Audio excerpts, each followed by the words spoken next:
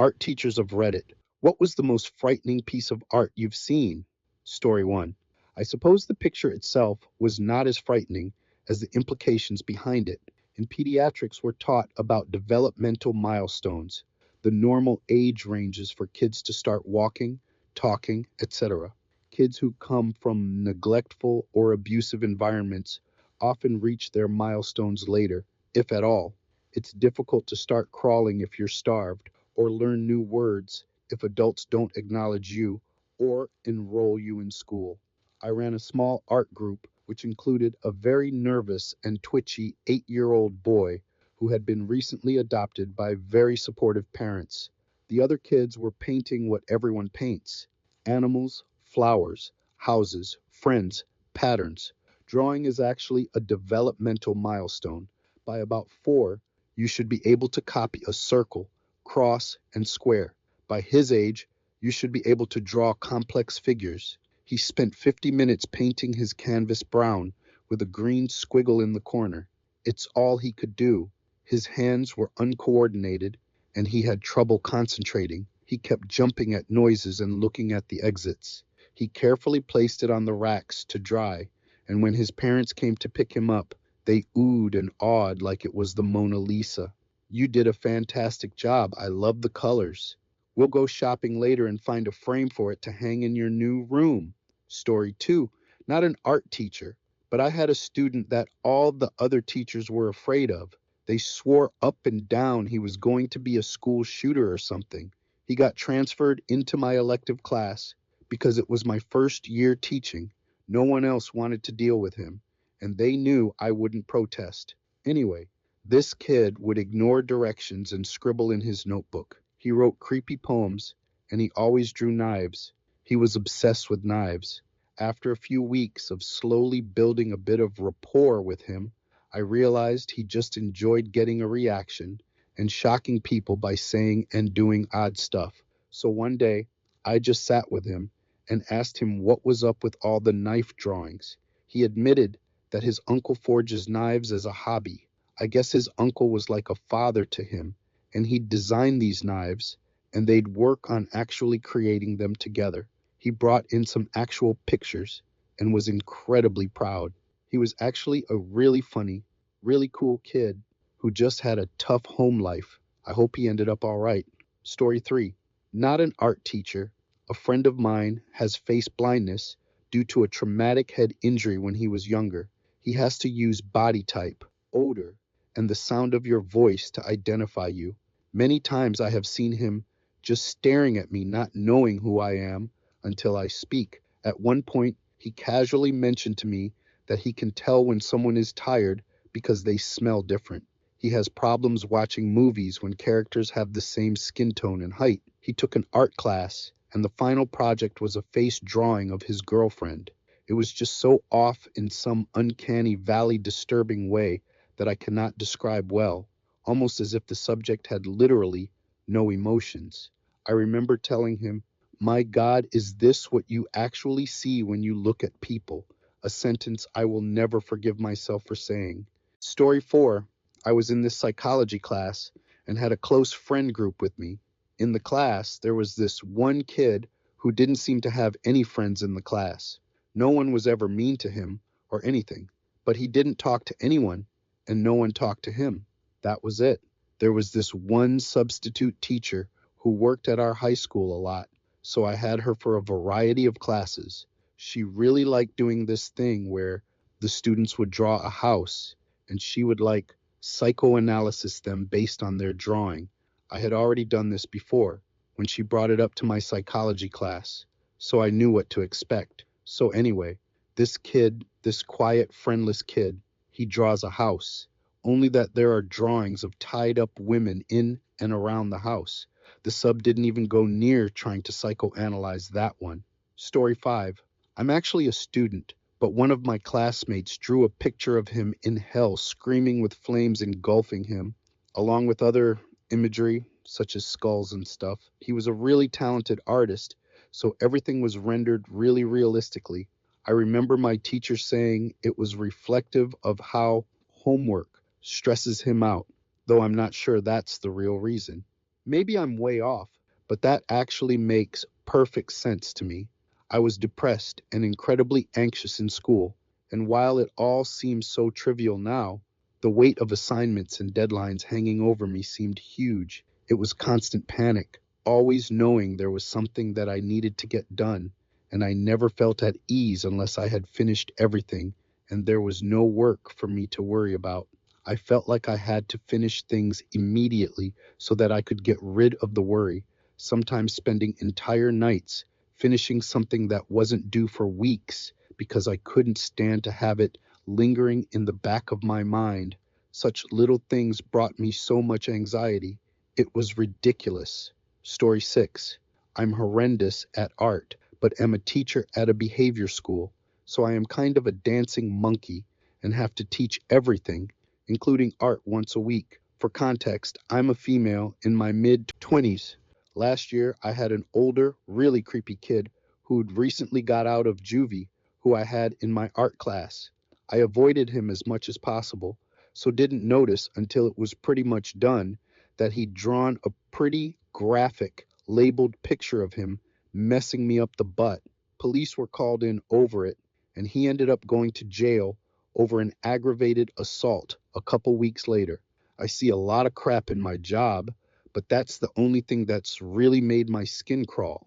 Story 7. I guess this didn't really frighten me at the time, but it's more just funny, but also sad. This really sweet kindergarten boy loved me. He drew pictures of me all the time. One day, he gave me a drawing of me, him, and his brother.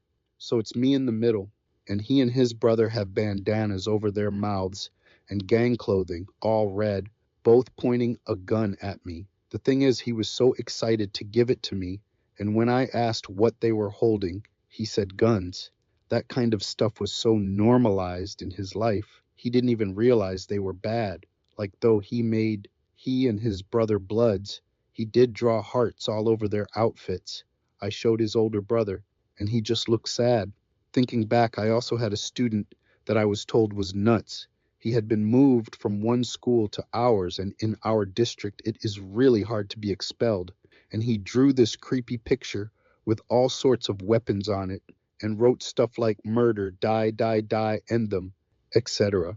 Weird thing is, he gave me that drawing, turned it over to the school psych, who later told me when she talked to him about it, he just smiled and laughed in a creepy voice. Story 8, not a teacher, but a student in art class with a professor that absolutely hated me because I was a digital artist and liked to draw animals. She believed everything digital art related was just downloaded off Google, even when I'd demonstrate with my portable tablet how my art was made. After enduring a lot of ridicule over what I wanted to draw, when the assignments were vague as draw daily, and having her scream at me during a presentation, I decided for the sake of my grade that I would do my final project as a traditional piece of art, and I would make it as messed up as possible. I painted a canvas black, then cut myself enough to get some blood to paint smears with onto the canvas. Then I crushed up painkillers and glued them onto the canvas and stuck on band-aids. I think I also painted a knife on, but I can't remember. All that sticks out in my memory is the blood and painkillers. I got an A. She loved it, and the rest of the class, in critique, did too. Art teachers in university are so weird. Story 9. High school overindulged punk drew a very gory landscape with bloody trees. He titled it One Dead Baby Nailed to 9 Trees. Laughed his ass off when I referred him to the counselor. Art and media class. A very odd freshman boy asked me to help him find students to act in his movie because he does not like to talk to people. Sure, no problem. Tell me a little about your film, I say. The protagonist, himself, wanders around the city stabbing people in the head and absorbing their energy so that he can stay alive and do cool things. He said he needed at least 5 students, but 12 or 20 would be better, and he did not want to actually have to speak to them beforehand. I referred him to our school psychologist, and he quietly dropped my class the next day. Story 10, not a teacher, but in middle school, we had an assignment where we had to act like news reporters, including writing a detailed backstory on why we got into that profession. I was a huge fan of the CSI type TV shows, still am. I wrote about how my character's parents were murdered when I was a child, and how I grew up doing my own investigations to try and find the assassin, eventually leading me to a life of investigating and reporting news to help solve other murders. I wasn't graphic in my descriptions, but my teacher was very concerned. She pulled me to the side, asking me first if I am suicidal, then asking if I want to end my parents. One trip to the principal's office and a meeting with my mom later, I wrote a new backstory about how my character grew up in a town called Happyville, where nothing bad ever happened. And I talked about happy news all day, and everything was happy, and sunshine, and rainbows. Super sarcastic. Meanwhile, in another class, one of my classmates wrote a very detailed story about a guy who murdered people by throwing them in a wood chipper. Blood, guts, and gore galore. He was praised for his skilled writing ability. Story 11. Not a teacher, but I went to Cambodia with my parents when I was 15. A man they knew runned an association there taking care of street kids and disabled kids living off the streets. We went to visit one of their structures, and I befriended a boy that was my age. He showed me some of his drawings, and I also had the opportunity to see some made by the other kids. It depicted atrocities committed by the Khmer Rouge that they witnessed: piles of skulls, heads rolling off, people on their knees, dead parents with their kids crying, all in kids' drawings. That was so sad and disturbing. Story 12. I spooked a sub by accident once in middle school. Our teacher left us a 4-panel comic with a cat and a mouse. Think Tom and Jerry, Itchy and Scratchy, etc. I don't remember exactly what was in each panel, but the gist of it was that the mouse was preparing to chase the cat. We were instructed to invent some dialogue and further illustrate and create a story. It was a pretty bullcrap assignment designed to waste time towards the end of the semester, and I didn't want to do it, but the sub said it would be a participation grade. So I drew a Schutzstaffel mouse preparing to burn a Jewish cat in the fireplace. Was it in poor taste? Absolutely. Was it pretty funny? To the other middle schoolers, yes. Not so much to our older substitute, who took it pretty seriously. She called the office and was very upset and concerned I might be dangerous. I guess my blonde hair slash blue eyes didn't help the whole thing. Story 13. Not a teacher, but actually my past self drew something pretty disturbing in the second grade. My mother was married before she was with my father, but the relationship was cut short when her husband was killed by a drunk driver. Now, this was a long time ago, so my memory is a little fuzzy, but from what I recall, my parents played the tragedy off by putting a positive spin on the incident. Because mommy's first husband died, our family was able to exist. The kind of thing you tell a second grader to prevent nightmares. In second grade, I drew myself, my mother, my father, and my brother and sister standing smiling in the middle of a burning wreck with 2 dead bodies, presumably my mother's first husband and the man who hit him. For a Mother's Day card, obviously the teacher called home. Obviously, my mother still has the picture because it was just so damn hilarious. And obviously, I wonder what in the ever living crap was wrong with me as a second grader. Story 14. I saw the stage version of that Daniel Radcliffe movie, The Woman in Black, and it was really freaking creepy. 2 male actors, each playing multiple roles, and a ghostly woman not saying anything but with the deadest looking face I've ever seen in person. The protagonist is producing a play about his experiences as a younger man with a haunted house and how it changed him fundamentally as a person. The other main character is an actor he hired to help him with his production as he has no theater experience. In the end, you find out that only the younger actor is seeing the ghostly woman, and that the ghost had followed the older man his entire life, only for the haunting to be passed on to the new victim. It was excellent, and I still think of it often 7 years later. Story 15. I'm not an art teacher, but at the school I assist the homeroom teachers do art. Typically, I'm with children who are about 8 years old. So, one week for art, the children were supposed to make a happy landscape scene with play doh on cardboard. When all the children were done, there were about 20 scenes of blue skies, green grass, and cute animals. Then there was one in all black with the word die written on it multiple times in red Play Doh.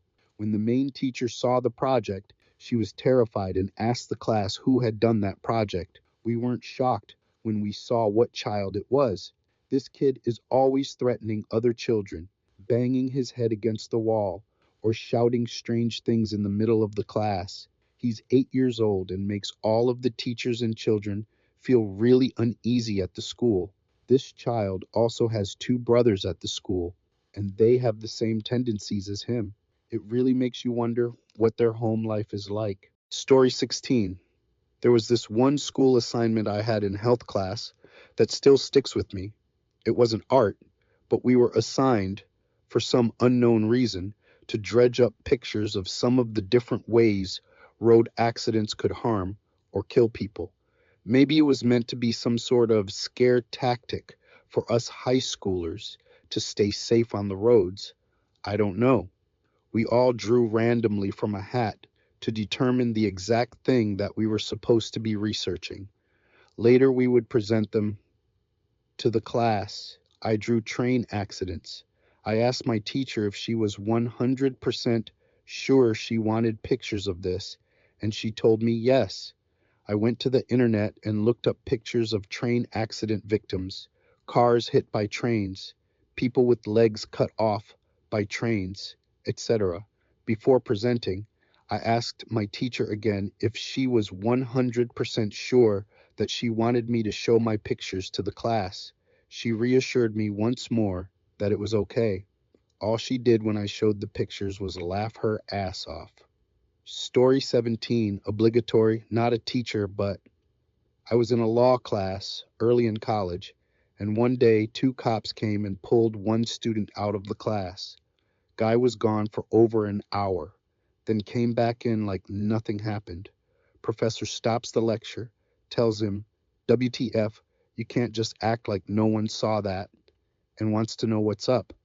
The guy says that the cops thought he was a potential danger to himself, his family, and the other students because he turned in a creative writing assignment that scared the crap out of the professor who assigned it.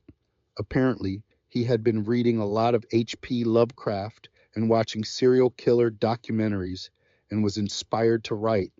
I never got to read what he wrote, but to this day, I still want to. Story 18. I'm no teacher, but during my last year in my high school, I went into the other art room to gather supplies and saw a collection of drawings on the wall by the first years with the title Me in History above them. A lot were them in famous historical events or dressed in historical fashion, but one caught my eye. A drawing by one of the girls where they were dressed in an SS uniform, smiling holding a Luger pistol against a kneeling concentration camp prisoner's head with the blue and white striped pajamas and Star of David.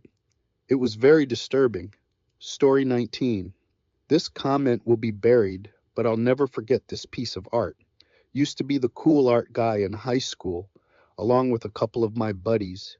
One day we were cleaning out art racks and pulled out a piece of art that, like I said earlier, I'll never forget. This piece is drawn by the homely, backpack 2, full weird stereotype. I'm sure we all had a kid like that in class. It was a drawing of a girl facing a crowd. There were no people in this crowd, though, just a bunch of empty seats. At the bottom below the girl facing the crowd, it said, Thanks for listening. It almost made me cry. Story 20. Not a teacher, but a student. When I was 15, I was assigned to write a What I Would Do If I Had 30 Days to Live essay. I felt insulted by the mediocre work, so I thought I'd have some fun with the essay. I ended up writing the plot to Dan Brown's Angels and Demons. 2 days later, I was sent to the counselor's office, questioned by the principal, and interviewed by a psychologist. The essay was generally about sacrificing priests under elemental conditions. I detailed how I'd take them and end them.